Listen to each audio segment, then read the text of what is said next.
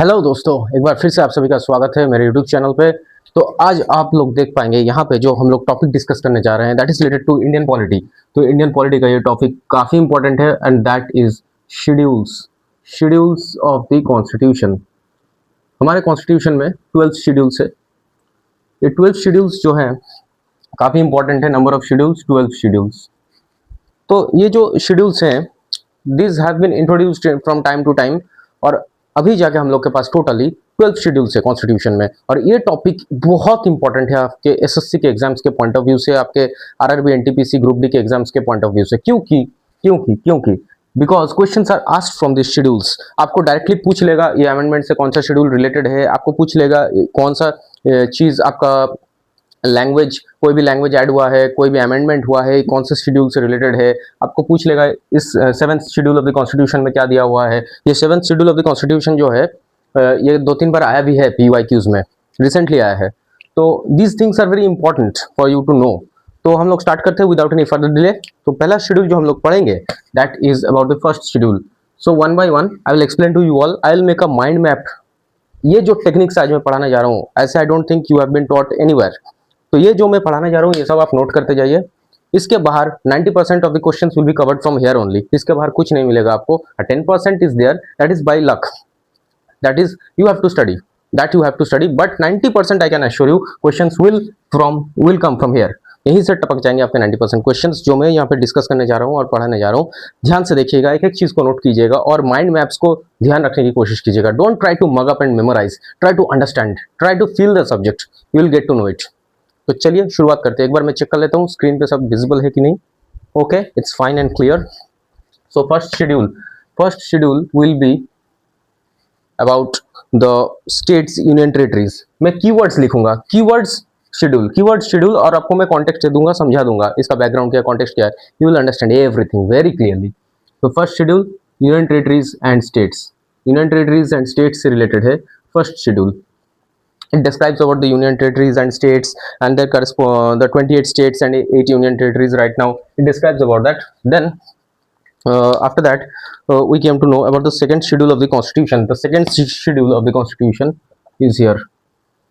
तो ये जो शेड्यूल है इसमें प्रिविलेज, प्रोविजंस, एमोल्यूमेंट्स, अलाउंसेस, प्रिविलेजेस जो मिलते हैं कुछ डिग्निटरीज को, जैसे कि यहाँ पे आप देख सकते हैं द प्रिविलेजेस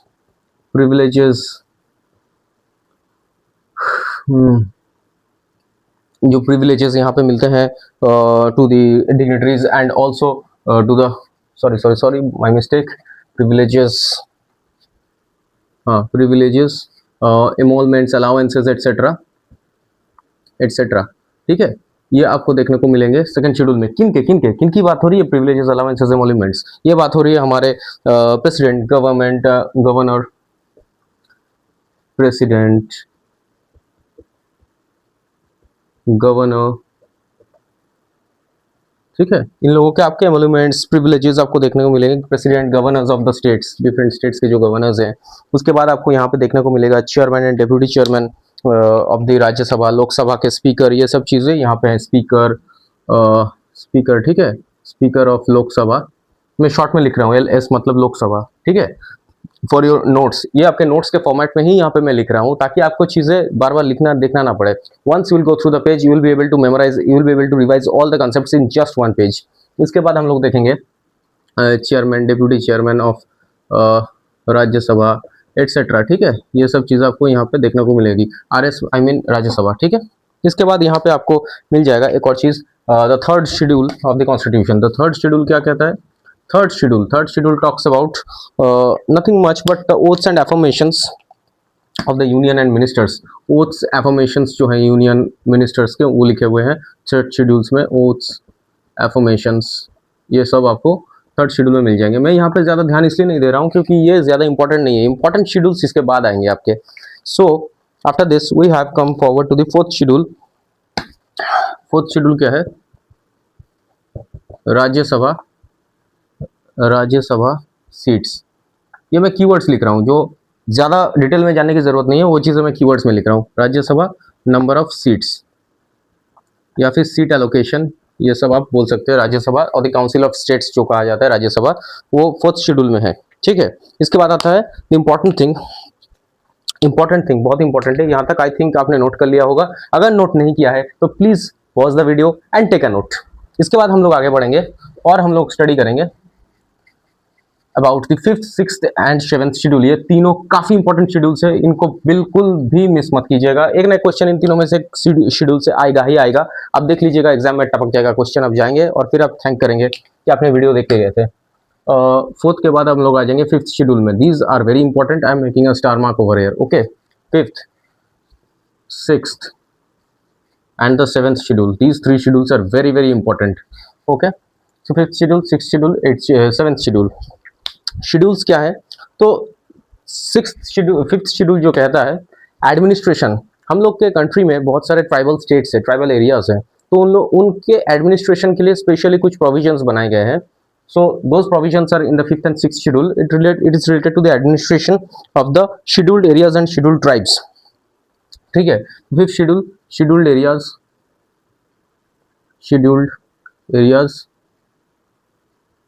scheduled tribes, जो भी है कॉन्स्टिट्यूशन में दिए हुए, वो सब यहाँ पे 5th शेड्यूल में आपको मिल जाएंगे। एक्सेप्ट एक एक्सेप्शन है 5th शेड्यूल में। ये एक्सेप्शन क्या है? एक्सेप्ट इन असम, ठीक है, त्रिपुरा, ठीक है, Assam, Tripura, and after that you have Meghalaya and Mizoram, ATMM। This is the code to remember this. ये 4 स्टेट्स को छोड़ के बाकी स्टेट्स में जितने भी scheduled areas and scheduled tribes है, उनके एडमिनिस्ट्रेशन से रिलेटेड जो प्रोविजंस है वो 5th शेड्यूल में दिए हुए हैं कॉन्स्टिट्यूशन के। Meghalaya, Mizoram, okay.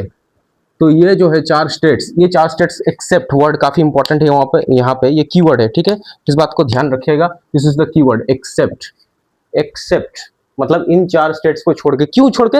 Next schedule में वही 4 स्टेट्स हैं। सो असम, त्रिपुरा, मेघालय, मिजोरम। कैसे याद रख सकते हैं? ATMM। ये आप, मेरा एक सजेशन रहेगा, आप ये यूज कर सकते हैं। मैं तो ऐसे ही याद रखता हूँ इन चारों स्टेट्स को related to the 5th schedule. मेरा याद रखने का मेमोरी ट्रिक ये है। उसके बाद हम लोग पढ़ेंगे यही सेम चीज फॉर द स्टेट्स, ATMM। अब असम, त्रिपुरा, मेघालय और मिजोरम के प्रोविजंस जो है वो 6th शेड्यूल में दिए हुए हैं। ओके, सो 6th शेड्यूल में आपको मिल जाएंगे। It's related to the administration of the tribal areas, administration of the tribal areas, administration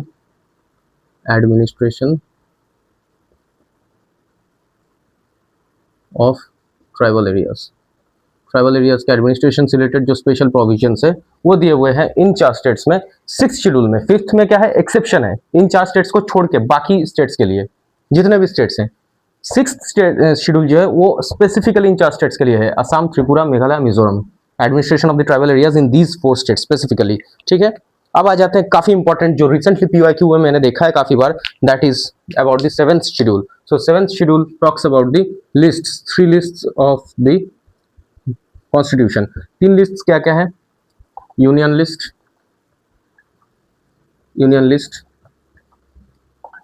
state list, ठीक है, और third one very important, concurrent list, ठीक है, कॉन्करेंट लिस्ट आ जाता है third one. So what are this? Union list means this list includes those places or those areas where the central government has the authority to pass laws and bills। वो provisions मतलब वो areas, वो laws related जिसमें central government अपना laws पास कर सकता है, bill pass कर सकता है related to those specific areas। State list में क्या आ जाता है? This list includes those areas where the state government has the authority to make laws and pass bills। Concurrent list क्या है? जिसमें दोनों, सेंट्रल गवर्नमेंट, स्टेट गवर्नमेंट, दोनों government जिसमें चेंजेस कर सकते हैं, दोनों गवर्नमेंट जिसमें लॉज पास कर सकते हैं जिन टॉपिक्स पे, वो आ जाता है कॉन्करेंट लिस्ट के अंडर। तो कॉन्करेंट लिस्ट में एक बहुत इंपॉर्टेंट चीज आता है, आप बता सकते हैं क्या है? Let me give you all a hint. जो चीज कॉन्करेंट लिस्ट में मैं बोल रहा हूँ बहुत इंपॉर्टेंट चीज है और कॉन्करेंट लिस्ट में इंक्लूड किया जाता है उसको, वो चीज 2016 में आया था, 2016 में इंट्रोड्यूस किया गया था, टैक्स से रिलेटेड है।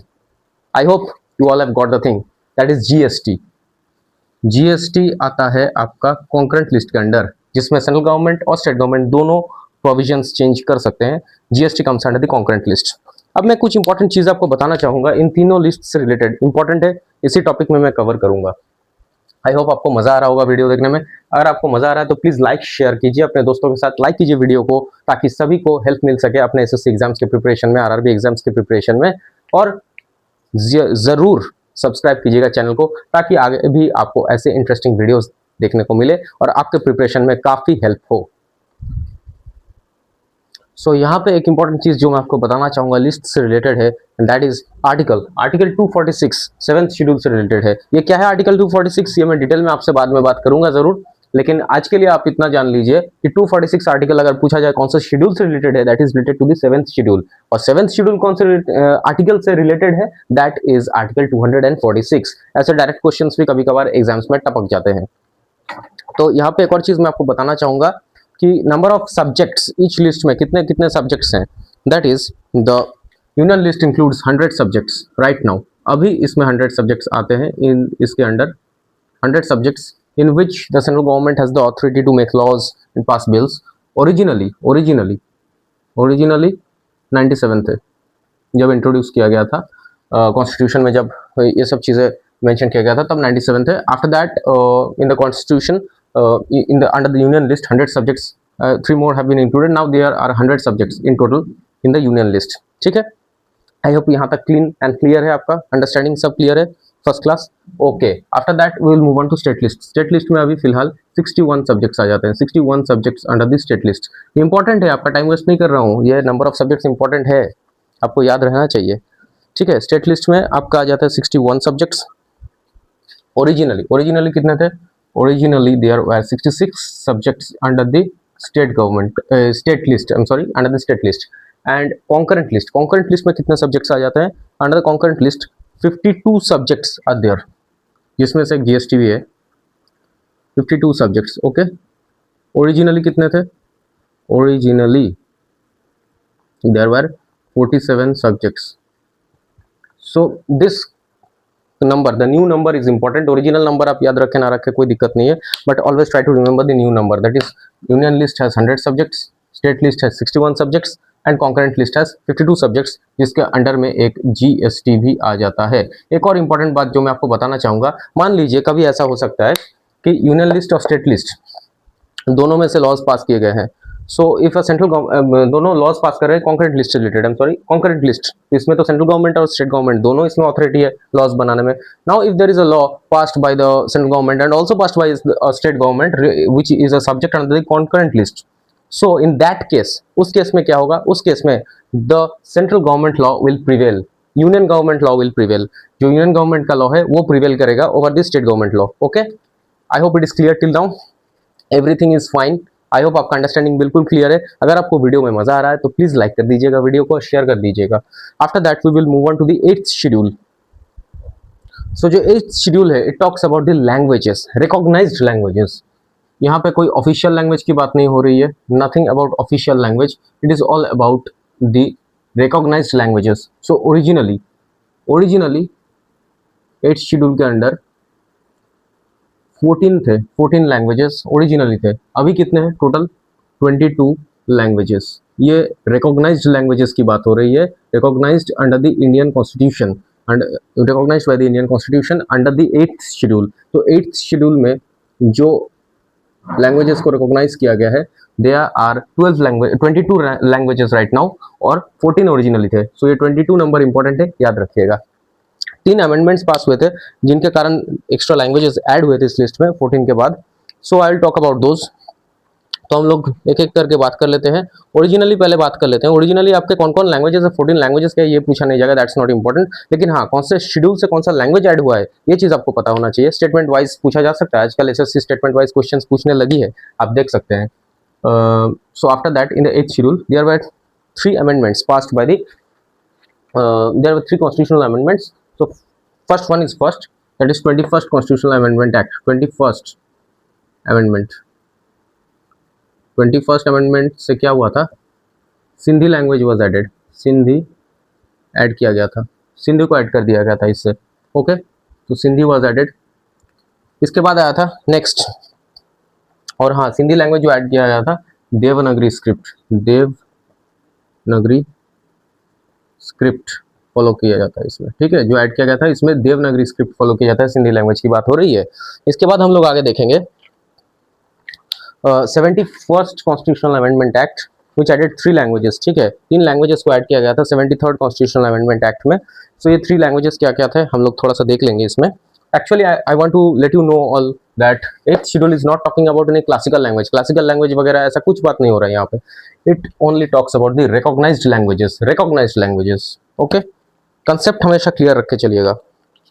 After that we have 71st constitutional amendment act, 71st amendment, जिसके अंडर क्या हुआ था कि 3 languages were added. What are those? Konkani, ठीक है, कोंकणी ऐड हुआ, Manipuri and Nepali was added, Nepali. ये तीनों लैंग्वेजेस ऐड हुए थे, KMN, Konkani, Manipuri, Nepali. I hope आपको याद हो गया होगा। मैं पढ़ाते पढ़ाते ऐसे टेक्निक से पढ़ाते जा रहा हूँ ताकि आप चीज़ों को जस्ट सुनते जाइए अच्छे से, आपको चीज़ें याद हो जाएंगी। After that we have another amendment, that is 92nd constitutional amendment act, 92nd amendment, ठीक है, 92nd amendment। इससे क्या हुआ था? 92nd amendment added 4 languages, 4 languages यहाँ पे ऐड हुए थे। सो यहाँ पे +3, यहाँ पे +4, ठीक है, और यहाँ पे +1। तो आप देख सकते हैं 14 + 1 15 + 3 18, 18 + 4 अभी 22 है फिलहाल, आप देख सकते हैं। So after that we have 92nd constitutional amendment act, जिसमें हम लोग देख सकते हैं कि आपका वीडियो क्लियर आ रहा है, हाँ वीडियो क्लियर है। So 92nd constitutional amendment act added 4 languages, कौन कौन से थे वो? Bodo, Dogri, okay, I hope the ink is visible, मैंने इंक को रिफिल किया था। Maithili, okay. After that we have Santhali. Actually मुझे ब्लैक इंक में लिखना चाहिए था क्योंकि ब्लैक इंक में सब मैंने लिखा है, ओके, नो प्रॉब्लम। आप देख लीजिए एक बार, इन चीज़ों को एक बार नोट कर लीजिए अपने नोटबुक में, इसी फॉर्मेट में कीजिएगा, तब क्या है आपको याद रहेंगी चीज़ें, ठीक है। तो यहाँ तक आपका हो गया है, आई थिंक 4 लैंग्वेजेस यहाँ पे ऐड हुए थे। So this were the things related to the 8th schedule of the constitution. Important है, 8th शेड्यूल से क्वेश्चन पूछे जाते हैं। 7th schedule, 8th schedule, 5th schedule, 6th schedule, 7th schedule, 8th schedule, ये चारों काफ़ी इंपॉर्टेंट है, इनको ध्यान में रखिएगा। और आगे जाके 11th और 12th शेड्यूल, ये दोनों भी इंपॉर्टेंट है, ये मैं आपको बताऊंगा कि वो इंपॉर्टेंट है, ठीक है। आई होप आपका यहाँ तक क्लियर है। तो अगर यहाँ तक क्लियर है तो वीडियो को एक बार लाइक कर दीजिएगा, अगर नहीं किया हो तो। अभी जो हम लोग देखने जा रहे हैं that is about the 9th schedule. तो 9th शेड्यूल जरा हम लोग देख लेते हैं क्या है। तो 9th शेड्यूल हम लोग देख लेते हैं। 9th शेड्यूल में क्या है? It's related to land reforms, ठीक है। 9th शेड्यूल में लैंड रिफॉर्म्स है। So it was added by the, कब ऐड किया गया था? First constitutional amendment act, first amendment से ऐड किया गया था, फर्स्ट कॉन्स्टिट्यूशनल अमेंडमेंट एक्ट, ठीक है। शॉर्ट फॉर्म में मैं लिख देता हूँ, first CAA, constitutional amendment act, ठीक है। ये मैं शॉर्ट में लिख रहा हूँ आपके अंडरस्टैंडिंग के लिए, मैंने आपको बता दिया ताकि आप नोट्स के फॉर्मेट में लिखिए, हर चीज़ इलेबोरेट करके मत लिखिए, हैबिट बनाइए माइंड मैप्स और फ्लो चार्ट्स बना के लिखने का, तो आपको चीज़ें याद रहेगी, रिवाइज करने में आसानी होगी एग्जाम से पहले। सो 9th schedule first constitutional amendment act से ये बनाया गया था। एंड इट द ऑब्जेक्टिव क्या था? 9th शेड्यूल का ऑब्जेक्टिव ये था कि इस 9th शेड्यूल के अंडर जो भी सब्जेक्ट्स को, एरियाज को डाल दिया जाएगा, उनको जुडिशियली रिव्यू नहीं कर सकते। It was made that they मतलब void, they were declared void the subjects because they somehow violated the fundamental rights. The objective was that कि यहाँ पे 9th शेड्यूल के अंडर जो भी ऐड किया जाएगा that were not a part of judicial review, ताकि उनको फंडामेंटल राइट्स वायलेट कर रहे हैं ये बोल के लॉज को वॉइड डिक्लेयर ना कर सके, तो उन सब्जेक्ट्स को 9th शेड्यूल के अंडर डाल दिया जाता था to prevent them from judicial review. So prevent from declaring void, so उन सब्जेक्ट्स को यहाँ पे डाल दिया जाता था, ठीक है, प्रिवेंट करने के लिए in under the 9th schedule. So this is not that much important, लेकिन हाँ आपको थोड़ा बहुत याद होना चाहिए। लैंड रिफॉर्म्स यहाँ पे कीवर्ड है, याद रखिएगा, लैंड रिफॉर्म्स इंपॉर्टेंट टर्म है इस शेड्यूल से रिलेटेड। वीडियो क्लियर है? Okay, so the video is clear. तो आई होप यहाँ तक आपका क्लियर है। अगर यहाँ तक आपका क्लियर है तो हम लोग थोड़ा आगे बढ़ेंगे, आगे देखेंगे कि क्या हो रहा है in the 10th schedule. 10th schedule में एक ही चीज इंपॉर्टेंट है, एक ही कीवर्ड में लिखूंगा, ये चीज आप याद रखिएगा, anti defection laws. Blue ink में कुछ दिक्कत हो रहा है, बहुत देर से मैं देख रहा हूँ ब्लू इंक से कुछ दिक्कत हो रहा है। Let me write it here. Anti defection laws यहाँ पे इंक्लूड किए गए थे, एंटी डिफेक्शन लॉज क्या है नहीं है, ये चीज़ ज़्यादा डिटेल में जानने की भी ज़रूरत है भी नहीं, बाद में देख लेंगे जब हम लोग पॉलिटी आगे पढ़ेंगे, इंडियन पॉलिटी। तो एसएससी में इतना ज़्यादा इंपॉर्टेंट है नहीं कि इतना डेप्थ में जानना है आपको ये चीज़ क्या चीज़ें नहीं है, लेकिन हाँ जो जो चीज़ इंपॉर्टेंट है, जैसे 5th schedule, 6th schedule, 7th schedule, 8th schedule, जो चीज़ें एग्जाम में पूछी जाती है वो मैं ज़रूर डिटेल में बताऊंगा आपको। और 10th शेड्यूल में एक और चीज़ है, एंटी डिफेक्शन लॉ के अलावा एक कब किया गया था, by the 52nd constitutional amendment act, CAA। मैं फिर से शॉर्ट फॉर्म में लिख रहा हूँ, CAA। आई होप आपको क्लियरली दिख रहा होगा, हाँ क्लियरली आपको दिख रहा है, yes it's visible. So 52nd constitutional amendment act से ये इंट्रोड्यूस किया गया था, ठीक है, 10th शेड्यूल। इसके बाद हम लोग आगे पढ़ेंगे जो कि इंपॉर्टेंट है, वेरी वेरी इंपॉर्टेंट है, स्टार मार्क लगा लीजिए आप फिर से, यहाँ से क्वेश्चन पूछे जाते हैं। 11th शेड्यूल, 11th शेड्यूल और 12th शेड्यूल को हम लोग साथ ही साथ पढ़ेंगे क्योंकि दोनों इंटर रिलेटेड है। 11th शेड्यूल क्या है? So this is about the federal structure of the constitution. तो क्या अलाउ करता है federal structure of the constitution? Localities को एडमिनिस्ट्रेशन देखने के लिए, संभालने के लिए म्यूनिसिपैलिटीज, पंचायत का फॉर्मेशन किया गया। तो वही 11th schedule talks about the Panchayati Raj systems, panchayat से आप याद रखिए, पंचायत, बस ये कीवर्ड याद रखिएगा, आपको 11th शेड्यूल पूरा याद रहेगा। सो 11th schedule talks about the administration by the panchayat, ठीक है, authority, responsibility of the panchayat, ठीक है, पंचायत का ऑथोरिटीज, रेस्पॉन्सिबिलिटीज क्या है। तो इसमें क्या है, 29 फंक्शंस है, ठीक है, पंचायत के 29 फंक्शंस इसमें इंक्लूड किए गए हैं, जो पंचायत के फंक्शंस है for the administration of villages.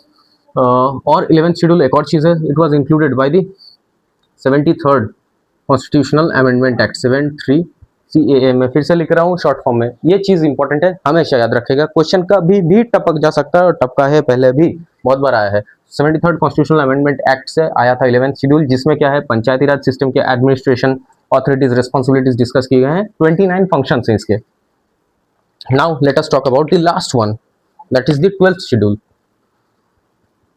So the 12th schedule talks about 12th schedule, okay, 12th schedule talks about वही सेम चीज, but it talks about municipalities, corporations जो होते हैं सिटीज में, for the administration of urban areas, municipalities को include किया गया है यहाँ पे 12th शेड्यूल में। इट इंक्लूड्स 18 फंक्शंस, ठीक है, इसमें 18 फंक्शंस आ जाते हैं, 18 फंक्शंस। सो पंचायत में 29 फंक्शंस, म्यूनिसिपैलिटीज में 18 functions, okay. And this was introduced by what?